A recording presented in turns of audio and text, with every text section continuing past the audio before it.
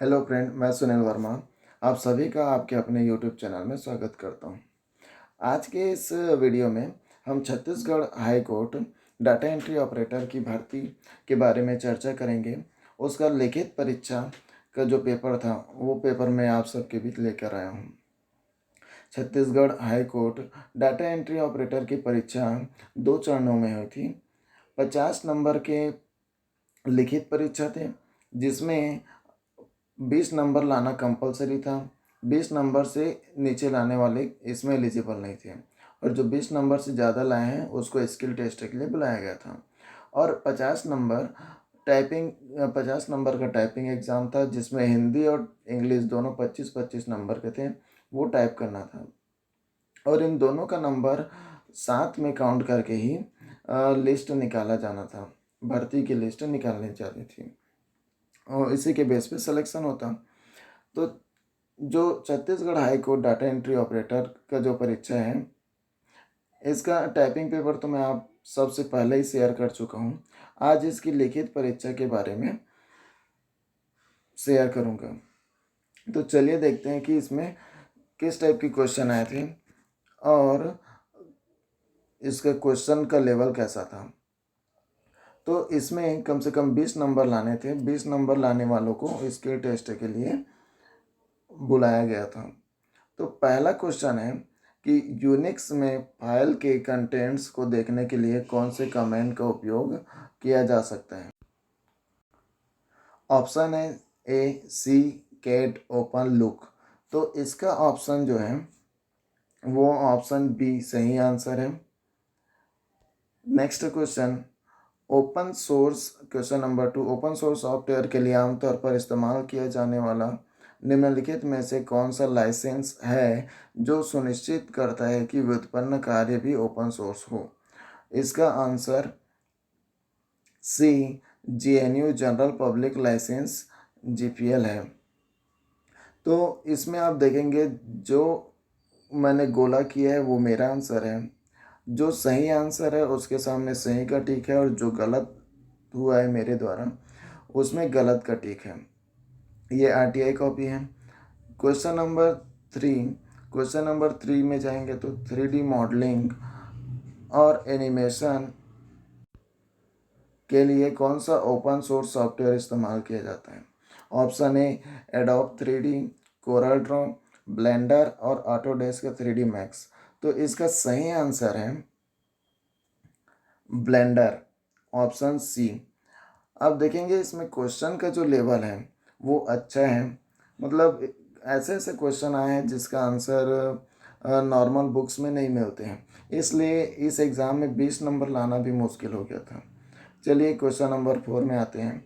Open source text एडिटरों में से कौन सा विस्तारणीय या एक्सटेंसिबल और अनुकूलन योग्य कस्टमाइजेबल है। नोटपैड, वीम, वर्डपैड और टेक्स्ट। तो क्वेश्चन 4 का मेरे का आंसर तो नहीं मिला। इसका अगर आपको पता होगा तो कमेंट में आंसर दीजिएगा। क्वेश्चन नंबर 5, विंडो NT ने सबसे पहले किस फाइल सिस्टम को पेश किया था। तो विंडो NT ने सबसे पहले NTFS फाइल को पेश किया। Question number 6, weak entity set को इस प्रकार दर्शाया जाता है। तो वीक एंटिटी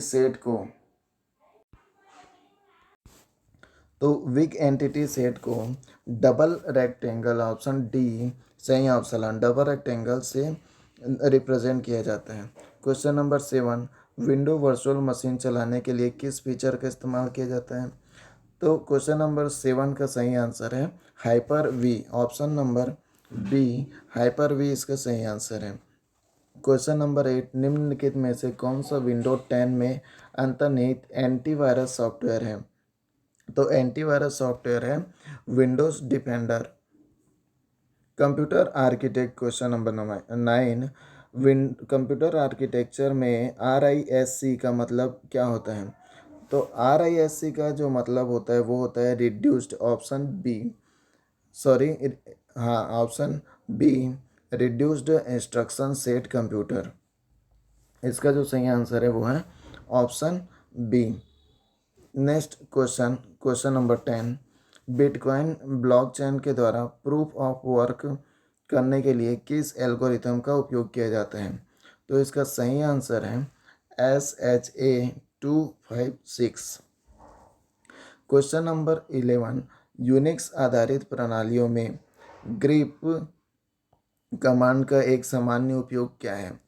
इसका सही आंसर है सर्चिंग टेक्स्ट यूजिंग पैटर्न। मैं सही सही आंसर ही बता दे रहा हूँ, क्योंकि ऐसे में वीडियो लंबा हो जाएगा, फिर ज़्यादा ही लंबा हो जाता है। क्वेश्चन नंबर 12, मशीन लर्निंग में मॉडल भविष्यवाणियों के प्रदर्शन का अनुमान लगाने के लिए कौन सी विधि का उपयोग किया जाता है? तो 12 का आंसर जो है, सही आंसर है वो क्रॉस वैलिडेशन। क्वेश्चन नंबर 13, निम्नलिखित में से कौन सा विंडो एनटी का पहला संस्करण है? तो विंडोज़ न्यू टेक्नोलॉजी या एनटी का पहला संस्करण जो था वो था Windows NT 3.1, option A. Question number 14, software development में डॉकर का प्राथमिक कार्य क्या है? तो इसका सही आंसर है option C, creating container for application. Option question number 15, NoSQL database का उपयोग करने का प्राथमिक लाभ क्या है? इसका सही आंसर है C, scalability and flexibility with large data sets. Question number 16, बड़े पैमाने के आंकड़ों को कंप्यूटर के समूहों का उपयोग करके संसाधित करने के लिए प्राथमिक रूप से किस प्रोग्रामिंग मॉडल का उपयोग किया जाता है? तो इसका जो सही आंसर है वो है map reduce, option D. Question number 17, निम्नलिखित में से कौन से केबल को थिक इथरनेट के नाम से भी जाना जाता है? तो इसका आंसर मेरे को तो नहीं मिला, अगर आपको पता होगा तो कमेंट में बताइएगा। क्वेश्चन नंबर 18, इनमें से किस के लिए माई एसक्यूएल ट्रिगर्स समर्थित नहीं है? Delete, update, view, insert. इसका भी आंसर मेरे को नहीं मिला, अगर आपको कहीं से मिले या फिर इन्फॉर्म हो तो कमेंट में बताइएगा। क्वेश्चन नंबर 19, प्रॉक्सी फायरवॉल किस लेयर पर फिल्टरिंग करता है? तो जो प्रॉक्सी फायरवॉल है वो एप्लीकेशन लेयर, ऑप्शन डी, पर कार्य करता है। क्वेश्चन नंबर 20, नेटवर्क लेयर पर काम करने वाला उपकरण खालिस्तान कहलाता है? तो नेटवर्क राउटर जो है नेटवर्क उपकरण पर कार्य करता है, ऑप्शन ए। क्वेश्चन नंबर 21, निम्नलिखित में से कौन सा रियल टाइम ऑपरेटिंग सिस्टम नहीं है? तो पाल्म ओएस जो है वो रियल टाइम ऑपरेटिंग सिस्टम नहीं है। Question number 22, window video game, file simulator, प्रशिक्षण सिमुलेटर और औद्योगिक रोबोट को नियंत्रित करने के लिए उपयोग किया जाने वाला उपकरण कहलाता है? इसका आंसर है जॉय स्टिक। क्वेश्चन नंबर 23, पाठ्य सूचना को बोले गए वाक्यों में बदलने का माध्यम क्या है? ठीक है, अगर पाठ्य जो सूचना होता है उसको वाक्यों में बदलने का माध्यम है स्पीच सिंथेसाइजर्स। क्वेश्चन नंबर 24, कौन से रूप कार्यात्मक निर्भरता की अवधारणा पर आधारित है? इसका आंसर है 3NF। क्वेश्चन नंबर 25, निम्न में से कौन सी विशेषता टेबल में एक रो की विशिष्ट रूप से पहचान कर सकती है? तो इसका आंसर मेरे को नहीं मिला, आपको पता होगा तो कमेंट में बताइएगा। क्वेश्चन नंबर 26, निम्नलिखित में से कौन सा टर्म डेटाबेस में डेटा की शुद्धता और पूर्णता को संदर्भित करता है? तो इसका आंसर है डाटा इंटीग्रिटी। क्वेश्चन नंबर 27, एक power point design template Khalistan extension वाली किसी भी फाइल में संग्रहित किया जाता है? तो इसका सही आंसर है ऑप्शन ए, पॉट एक्स बोलते हैं, इसमें संग्रहित किया जाता है। क्वेश्चन नंबर 28, एक ही संस्थाओं का समूह। खालिस्तान एक ही प्रकार की संस्थाओं का समूह है जो समान गुणों और विशेषताओं को साझा करते हैं। इसका भी आंसर मिला नहीं मेरे को नेट से, आपको पता होगा तो बताइएगा। क्वेश्चन नंबर 29, किस नेटवर्क टोपोलॉजी के लिए केंद्रीय नियंत्रण या हब की आवश्यकता होती है? तो ये इसका आंसर है star. Question number 30, Microsoft Windows और कुछ अन्य माइक्रोसॉफ्ट प्रोग्रामों को स्वचालित रूप से अपडेट करने के लिए कौन से विंडो अपडेट टूल का उपयोग किया जाता है? इसका सही आंसर है विंडो अपडेट। इसका सेट व्यक्ति को छात्र और कर्मचारियों के रूप में वर्गीकृत किया गया है। इस प्रक्रिया को खालिस्तान कहा जाता है। तो इसका आंसर तो मिला नहीं मेरे को, आपको अगर पता होगा तो कमेंट में कीजिएगा। वैसे इसका आंसर ए हो सकता है, जनरलाइजेशन। क्वेश्चन नंबर 32, किस स्विचिंग में सूचना हमेशा क्रम में आती है? तो जो सूचना जो होती है हमेशा क्रम में आती है, इसका आंसर है circuit switching, option A. Question number 33, RFID का मतलब क्या होता है? RFID का मतलब है radio frequency identification. Question number 34, interpreter का उपयोग खालिस्तान के लिए अनुवादक के रूप में किया जाता है। तो जो इंटरप्रेटर होता है वो हाई लेवल लैंग्वेज होता है। 3 होते हैं, इंटरप्रेटर, कंपाइलर और मशीन लैंग्वेज। तो इंटरप्रेटर और कंपाइलर जो होते हैं वो हाई लेवल लैंग्वेज होते हैं। Question number 35, firmware high level language.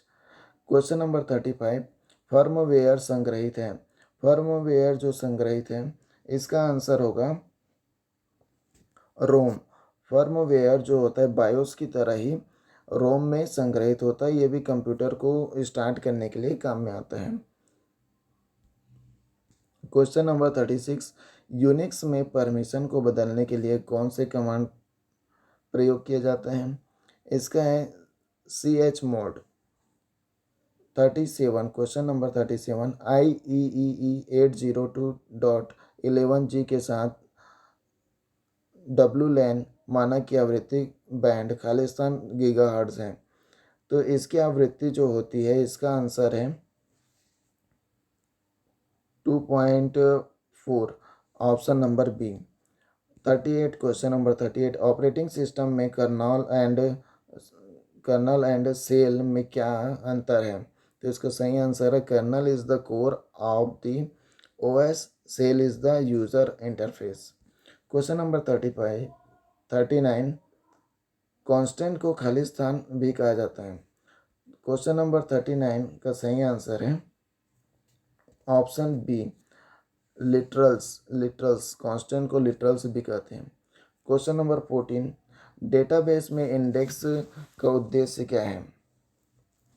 Database में इंडेक्स का उद्देश्य होता है टू इम्प्रूव द स्पीड को बढ़ाने के लिए of data retrieval. Question number 41, यहाँ से अब जनरली GS के क्वेश्चन और रीजनिंग टाइप के क्वेश्चन आए हैं। जैसे पौधों में दावा ए, पौधों में हरे पत्ते होते हैं, कारण पौधों में फाइक्रो एरिथ्रिन हरा रंग द्रव्य होता है। तो आर तो गलत है क्योंकि क्लोरोप्लास्ट के कारण हरा रंग होता है। तो ऑप्शन ए सत्य और आर गलत है। क्वेश्चन नंबर 42, कथन 1, जॉन जॉर्ज से तेज दौड़ता है, ये रीजनिंग का क्वेश्चन है। कथन 2, टॉम जॉन से तेज दौड़ता है। कथन 3, जॉर्ज टॉम से तेज दौड़ता है। यदि कथन 1 और कथन 2 सत्य है तो कथन 3 होगा मिथ्या, मतलब गलत होगा। क्वेश्चन नंबर 43, छत्तीसगढ़ का वन्य जीव अभ्यारण्य जो जंगली भैंसों की जीव संख्या के लिए जाना जाता है, तो जंगली भैंसों के लिए जाना जाता है उदंती वन्य जीव अभ्यारण्य, उदंती गरियाबंद। क्वेश्चन नंबर 44, संज्ञा का वर्णन करने के लिए मुख्य रूप से कौन से शब्द भेद का प्रयोग किया जाता है? तो संज्ञा का वर्णन करने के लिए एग्जेक्टिव का प्रयोग किया जाता है। क्वेश्चन नंबर 45, निम्नलिखित में से कौन सा शब्द यौगिक शब्द है? इसका सही आंसर है ए रनवे। इनमें से कौन सा शब्द एनशिएट शब्द का एंटोनिम है? एंटियन शब्द का अपोजिट एंटोनिम जो होता है वो होता है मॉडर्न। क्वेश्चन नंबर 47, 2021 के ग्रीष्मकालीन ओलंपिक खेलों की मेजबानी किस देश ने की थी? तो 2021 में जो ग्रीष्मकालीन ओलंपिक हुआ था उसकी मेजबानी जापान ने किया। क्वेश्चन नंबर 48, यदि एयरलाइन को ENIRILRIA लिखा जाता है तो रेलवे को लिखा जाएगा। तो ये रीजनिंग का क्वेश्चन है। क्वेश्चन नंबर 49, जुडिथ सुमिनवा तोलुका को हाल ही में समाचारों में देखा गया था, वह किस देश की पहली महिला प्रधानमंत्री बनी? तो इसका सही आंसर है कॉन्गो। वो कॉन्गो की पहली प्रधानमंत्री बनी थी, महिला प्रधानमंत्री। और क्वेश्चन नंबर 15, भारत में सबसे लंबा समुद्री तट किस राज्य का है? इसका सही ऑप्शन तो क्वेश्चन नंबर 50 का सही आंसर गुजरात ही है। जो मैंने लिया है वही है सही आंसर, पता नहीं इसको क्यों गलत कर दिए हैं। तो भारत में सबसे लंबा समुद्र तट जो है वो गुजरात का ही है। तो आप देखिए कि यहाँ पे एक नंबर तो मेरा ऐसे भी कम हो गया, और मेरे टाइपिंग में 22 नंबर आए थे, 22 कुछ। तो दोनों को मिला के एक लिस्ट बनाया गया था, उसमें जो टॉप के थे उन्हीं का सिलेक्शन हुआ है। आप देख ही सकते हैं कि इसमें क्वेश्चन के लेवल कैसा था। जीएस के क्वेश्चन तो अच्छे थे, जो कंप्यूटर के लेवल थे वो कंप्यूटर के जो क्वेश्चन थे वो उसका लेवल ज़्यादा ही था, इसलिए इसमें 20 नंबर लाना भी बहुत मुश्किल हो गया था। इसी प्रकार से आपको ये वीडियो कैसे लगा, और दूसरे परीक्षाओं के पेपर की एनालिसिस के लिए आप इस यूट्यूब चैनल से जुड़ी रहिएगा। धन्यवाद।